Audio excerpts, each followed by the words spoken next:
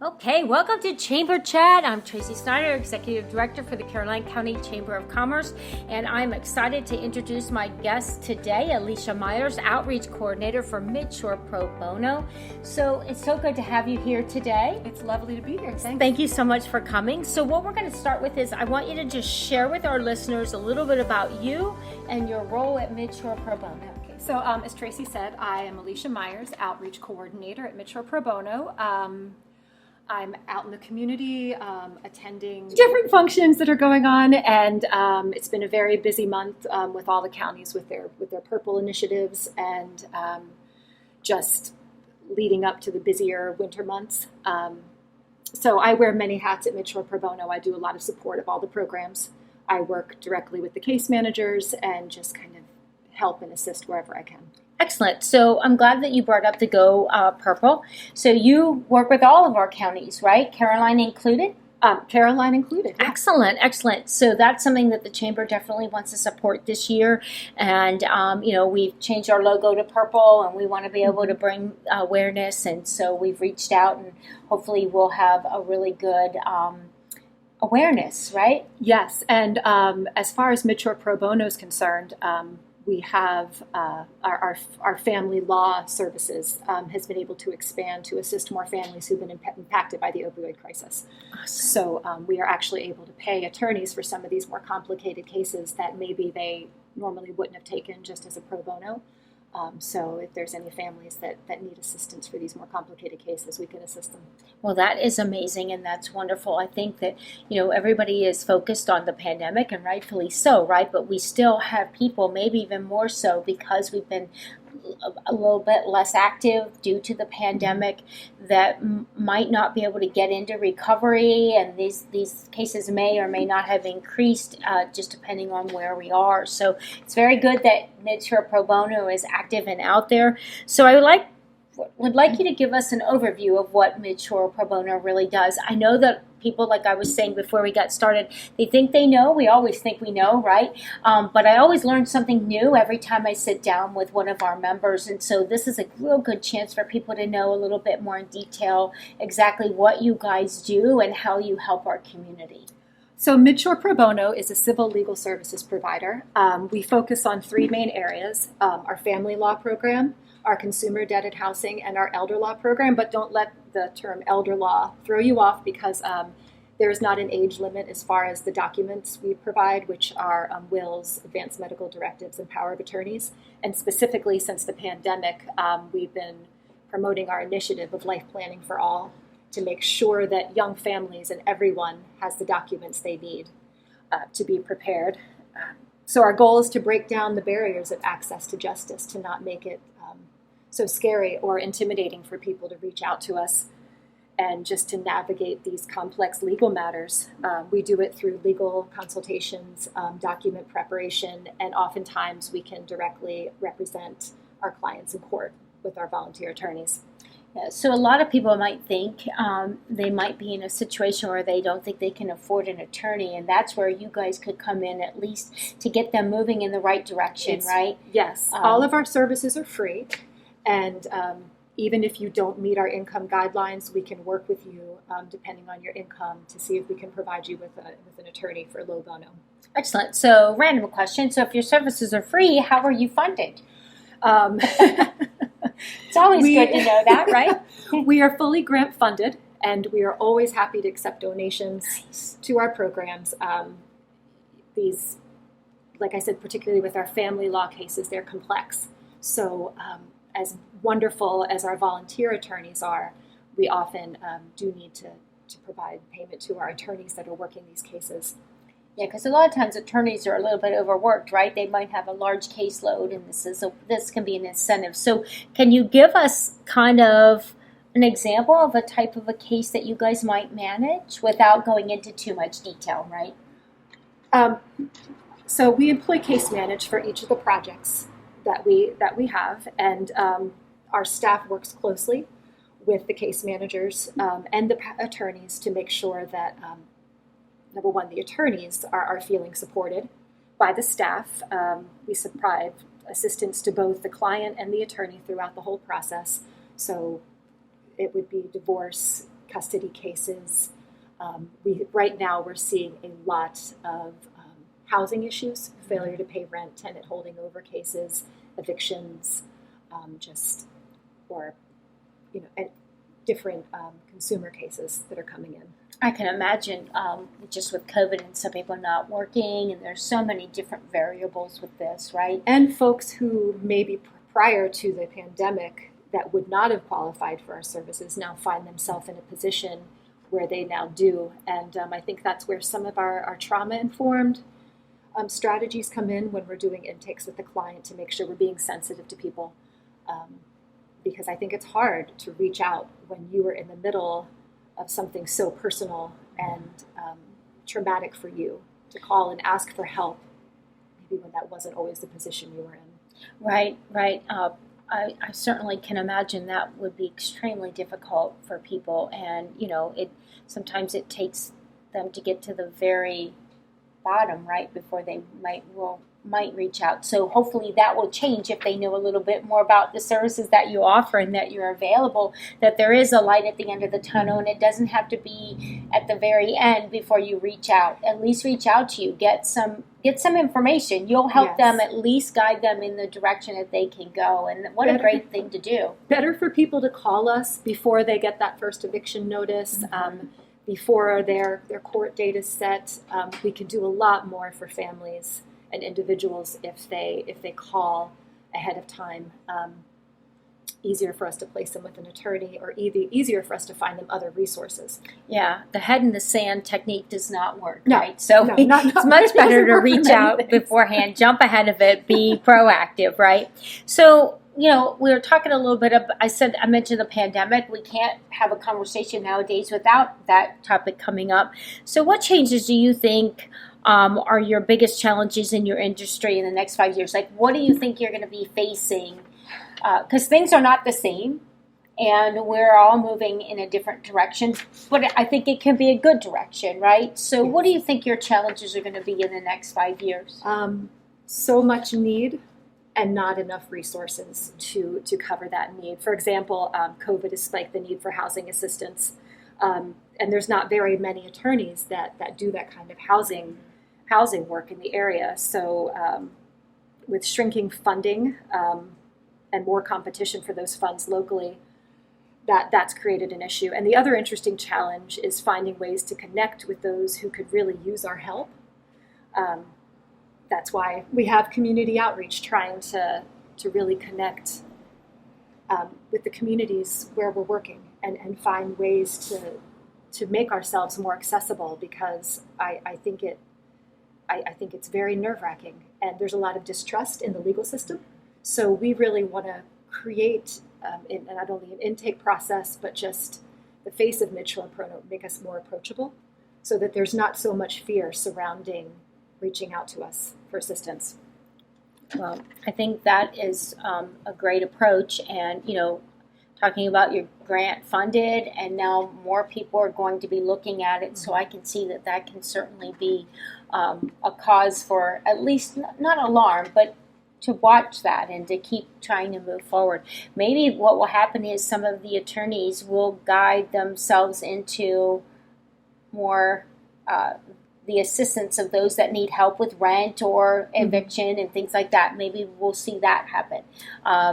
Let's hope so, because I don't think that's going away anytime soon. And just so folks know, Midshore Pro Bono does have an attorney in the Caroline County Courts on Fridays for rent court. So if you are coming to court and you have a failure to pay rent case or a tenant holding over case, we have an attorney there, and I'm there most Fridays to do an intake with you. There's a private room where you can speak with the attorney, and oftentimes the attorney can represent that day of court. Wow. So do they have to call you ahead of time and let you know they're coming? That's probably the best case scenario, right? Best case scenario, yes, to contact us first, but oftentimes I can have the intake done and get the information I need for the attorney to assist the client. Wow, that's very good information. I'm glad that you mentioned that. I'm sure those that are listening will be glad to know that too. I had no idea that you were there on Friday. Every Friday. In Caroline County, and that is amazing. So what has been and what will continue to be the best resources for you and your team? Always local partners. are important, and you're so wonderful at that, creating partnerships and connecting everyone, just to help making sure people find us and know we're there. And, kind of the name Midshore Pro Bono doesn't always lend to people always, right. Even though pro bono is typically attached to legal, right? Legal matters is when you traditionally will hear pro bono. At least I think so. That's just my personal opinion. But that's good. And I will tell you, just as the executive director, and glad to have you guys as as a member of our chamber and as part of the nonprofit network. Out of all the nonprofits, yours seem to be the most intimidating in a way, because you are dealing with the law and its legal matters, and I don't have as much information on that. So it's great to have you here, just to kind of take that away a little bit, right? Maybe break that wall down a little bit, that you are approachable, that you are here for the community, and the chamber wants to make sure that people know that. And our attorneys are extremely public service minded. So they're, particularly our volunteers, they're doing this work out of a sense of giving back to the community. So that's the space they're coming from. That's what the client is going to feel, and the folks that are coming. Like, this work could not be done, obviously, without our volunteers and donations from our local supporters, and we could not keep our doors open. So our volunteers are amazing. Awesome. And that is, I think in the region, as well as in Caroline County, people here just really do want to help each other. I really think that, and that's why I love living in this area. And while I am in Caroline, I still appreciate the entire region. Well, right? I've seen that through the recent events that, in every county that we serve, I've been involved in. There's so many nonprofit tables set up, and just the information and support that we're providing to the community is amazing. It really is. So what is one common myth about Midshore Pro Bono that you want to debunk? I love to ask that question because, there's always something people think that is like way off base. That free lawyers aren't real lawyers. Oh, there may be a myth out there that because you are getting an attorney and you're not paying for it, that they're not as competent as an attorney that you would be paying. And that's not the case at all. Our attorneys are amazing, and just because they're free does not mean that they cannot provide you with the same service. They're top notch. They just are volunteering their time. Exactly. So that is a great thing to debunk, and just to let people know. And I think just letting people know that they can reach out to you, even to ask questions, just to find out, and they might be surprised that they're able to get services from you, or at least help in some way. And we have 2 bilingual intake coordinators. Oh, good. So if anyone calls that would need that kind of assistance, we can do bilingual intakes in Spanish. That's awesome.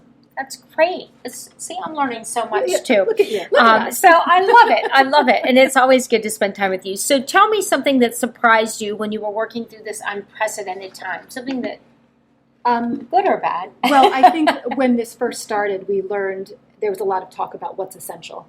And that not all of a sudden for us, but that legal services became one of those essential needs. And the hardest thing about doing our work is breaking down the misconceptions about the legal system. What we do and the work we do is keeping families together. It's keeping children in safe homes, or assisting to make sure a child is in a safe home. Stable housing through our consumer debt work. We help people feel that they matter and that what they're experiencing matters. So it goes a lot deeper than just that superficial initial legal issue. Wow. That's super great. And one of the things that we mentioned, I'm off topic again here real quick, but the Caroline Nonprofit Network, right, which is, for those that may not be aware, it is a group of nonprofits that are members of the Caroline County Chamber. That's their 2 prerequisites, right? You must be a member of the Caroline County Chamber, yes, and you must be a nonprofit. And as a group, we support each other. And Mentor Pro Bono is absolutely an active part of that group. And I think that the community overall is learning more about each other, right? Out these few nonprofits. And I think that will continue to grow. We have a very diverse group. And we've been able to do things virtually. We've been able to do things in person, like the Duck Derby. We had a really good time with that. Alicia was one of the people in the water. She was the one scooping up the first ducks, so that was pretty cool on her paddleboard, which I still yet and to just try. Getting to work with all the other nonprofits was just a really great experience, and being out on the water, trying to wrangle ducks. Yes, and you did a fine job with it too. So I think that was a really fun event, and we're going to continue to do that and continue to let people know what's available. So one of the things that I would say is, how can our listeners and or the chamber help to continue to get the word out for you? Because that's what you're looking for, outreach, right? We're trying to get it to the ends of the region, right? All over here, that people know that you're here, that they can reach out to you, that you are essential, which means you're there. And even if you weren't in your office for that amount of time, phones were still ringing. People were still answering calls. And I think that is one of the most interesting things that has happened. We've really evolved in a way that we know we can continue to do business even if we can't do it face-to-face, right? I just think that even if you are even a little bit unsure that your issue has a legal remedy, give us a call. It can't hurt to give us a call, and if we can't help you, we have a staff that can direct you where you need to go. We coordinate and cooperate with so many other nonprofits to make sure that our clients are getting where they need and speaking with who they need to speak with. And also, if you ever get any legal paperwork, always show up to court. Because if you don't, what happens? They judgment against you, right? And you could have a warrant for your arrest. And again, the head in the sand method does not work. I'm not laughing, but people do it. They literally think if they ignore it, it will go away. It does not go away. So it's much better that they do reach out. And knowing that you're there on Fridays. What's the time again that you're there on Fridays?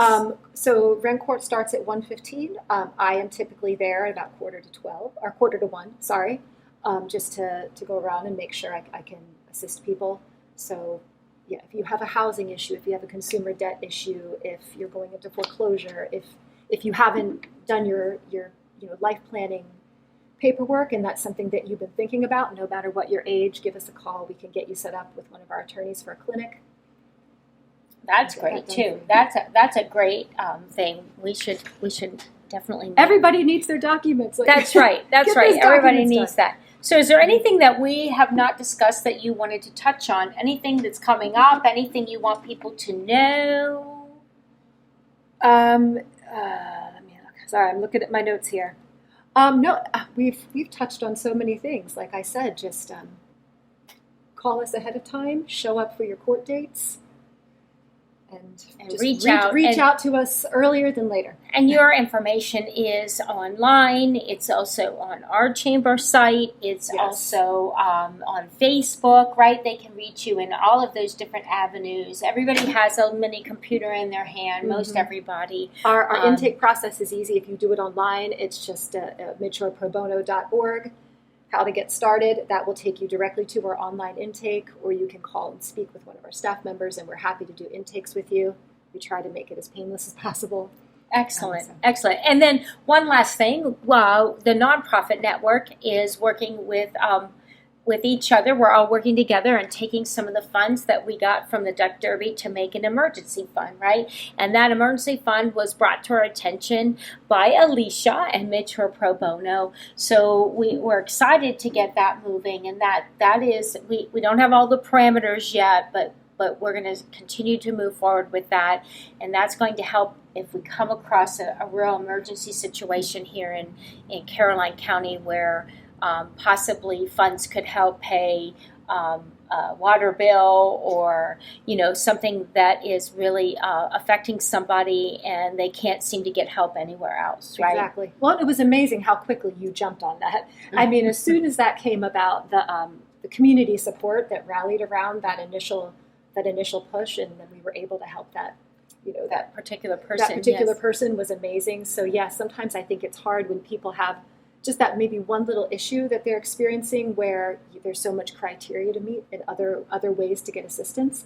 To have this emergency fund that we can access when we have a client that needs it is going to be right. I think it's going to be great, and you guys can just look for more information as we pull that together with the help of Metro Pro Bono, and make sure legally everything, all the T's are crossed and all the I's are dotted, right?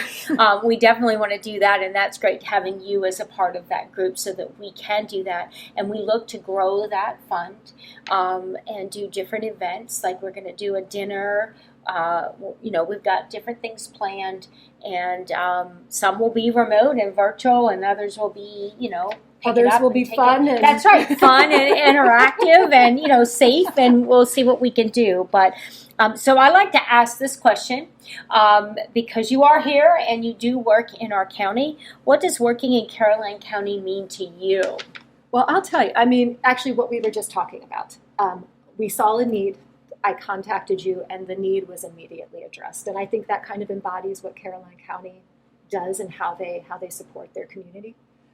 So you don't find that everywhere. I mean, the rallying around that one little idea and how it's already expanded and evolved has been really great to be a part of. And thank you. And you're kind of the face of Caroline County. Oh, wow.